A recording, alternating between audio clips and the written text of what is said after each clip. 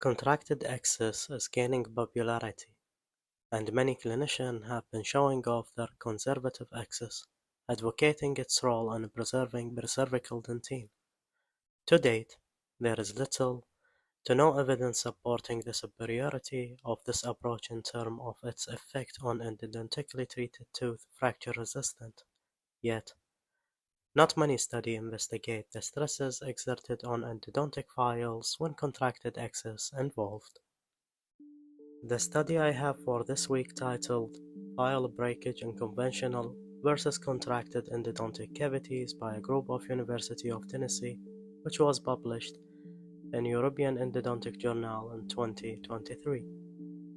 The purpose of this study was to compare file breakage during instrumentation when accessed through conventional or contracted endodontic cavities.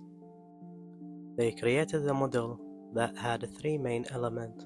First is the crown, which they had two identical lithium disilicate mandibular right first molar crowns, which were prepared using CAD/CAM technology, and the crown had been milled according to average tooth dimension.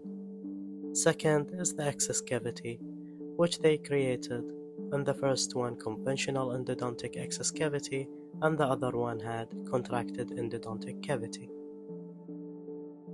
And they created two identical canals that has been fabricated of a glass tube with a specific measurement to simulate a mesiobuccal canal of mandibular molar.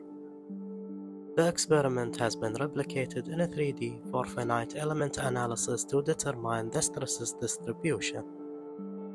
40 heat-treated file has been used, 20 for each axis, and the simulation of canal preparation has been done till the point of failure, which has been recorded using smartphone. The results show two important findings. First, files fail 22% faster when instrumentation through the contracted access cavity compared to the conventional access cavity. Second, fractured file tip were 23% longer in the contracted access cavity compared to the conventional access cavity. And these can be justified by several points. The curvature of the file from tip to shaft nearly doubled in the contracted access compared to the conventional access. And for the stress distribution, maximum stress value in the file were nearly 3 times higher during instrumentation through the contracted access compared to the conventional access. We can conclude that within the limitation of this study, it shows that contracted access cavity might exert higher stresses on the NiTi file despite being heat-treated. The increased stresses subjected these files to early failure. And thank you.